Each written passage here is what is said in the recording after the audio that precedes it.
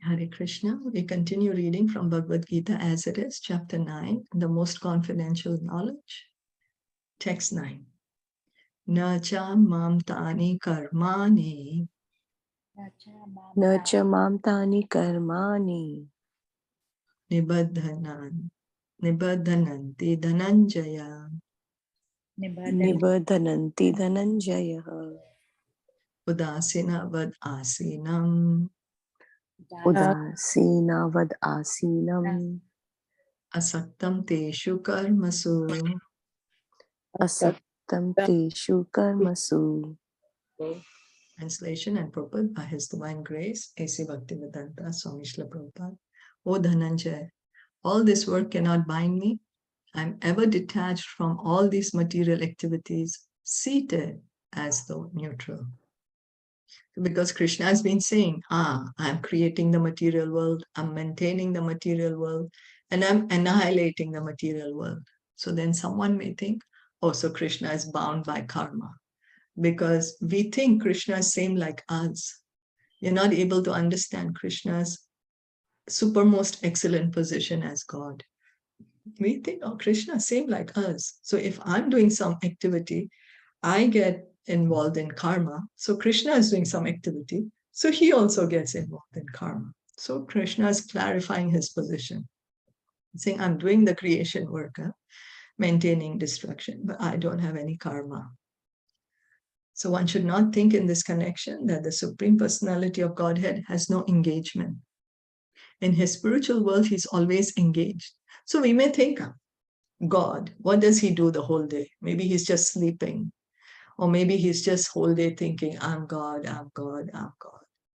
What does God do the whole day? What does he do? So Krishna tells us, here Prabhupada is saying that he is always engaged. One should not think that God has, that he's just sleeping or he's just, doing nothing. No. What is he doing? He is, well, when we can know what is he doing, by Lord Brahma's prayers. In the Brahma Samhita 5.6, it is stated, Atma Ramasya Tasya Sti Prakritya Na Samagamaha. He is always involved in his eternal, blissful, spiritual activities, but he has nothing to do with these material activities. So Krishna has spiritual activities. He is very busy in Golok Vrindavan. If we read the Krishna book, we can see how in the morning he wakes up, he gets ready, then he takes his breakfast, then he goes to the forest with his cowherd friends, and then he's playing over there, he's taking care of the cows, then he comes back in the evening. And then one may say, what? God does that? God is a cowherd boy? Yes, he is. And these activities are not material. They are not like some ordinary cowherd boy in the material world. Krishna is not an ordinary material person. He is God himself. His activities are spiritual. His form is spiritual. It is Satchit Ananda, eternal, blissful, and full of knowledge. Krishna has nothing to do with the material activities. Material activities are being carried on by his different potencies. So Krishna has the material energy. By that material energy, this material world is carrying on. The laws are set by Krishna.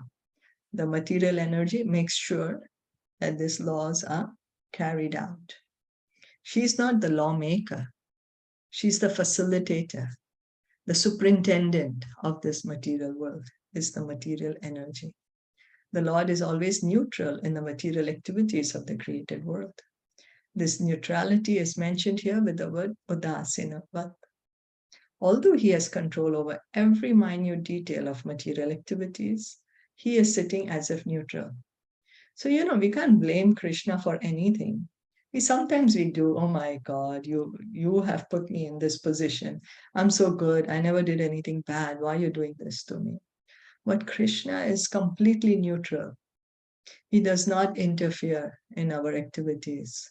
And he says we are responsible for wherever we are, because we are wherever we are because of our desires and our activity. Based on our desires, we do certain actions. Based on those actions, we get reactions. So we are responsible. Krishna does not interfere with that. The example can be given of a high court judge sitting on his bench. By his order, so many things are happening.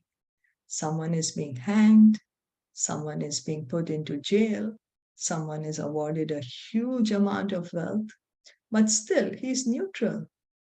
So Prabhupada is clarifying this with us. He's saying the example of a high court judge. You know, the judge, on one hand, he is telling someone to pay a big fine.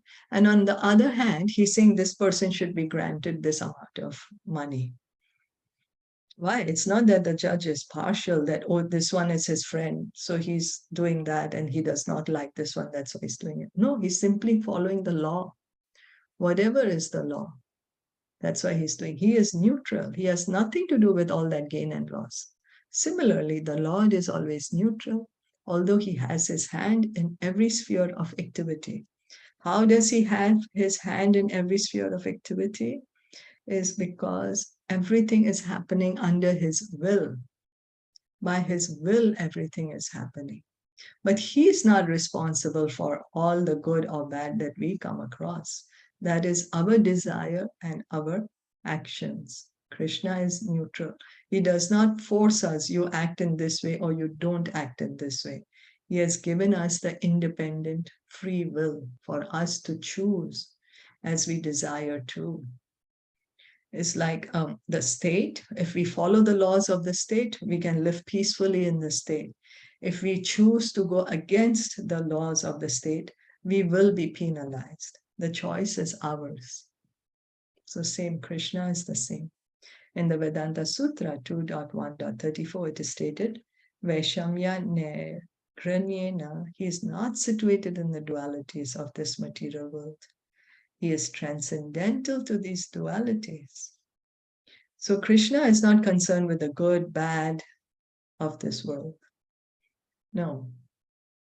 Nor is he attached to the creation and annihilation of this material world. The living entities take their different forms in the various species of life according to their past deeds, and the Lord does not interfere with them.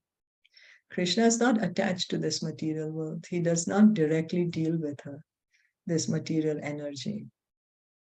He is always in the spiritual world and with the spiritual energy.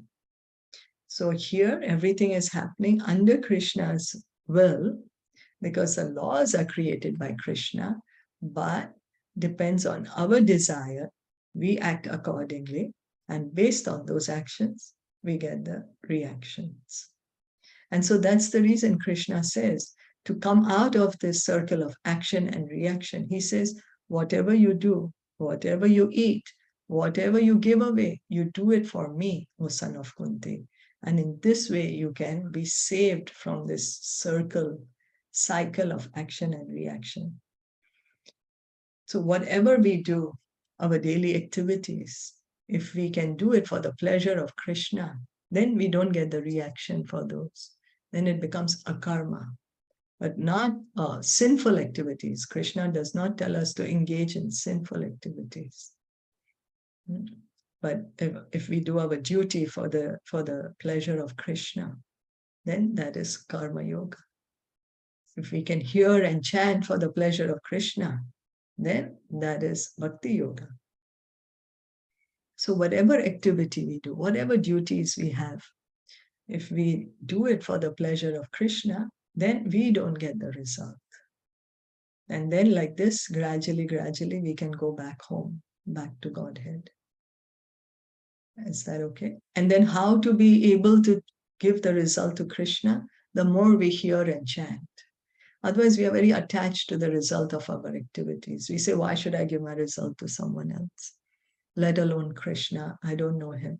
But the more we hear about him, the more we chant his name, the more we will understand. And then the more we will be able to work for his pleasure. And in that way, then we can go back home, back to Godhead. Is that okay? Yeah. Yes. Okay. Okay, thank you so much for listening in and joining in. Bhagavad Gita ki jai, Srila Prabhupada ki jai. Gaur Bhakta Vrinda.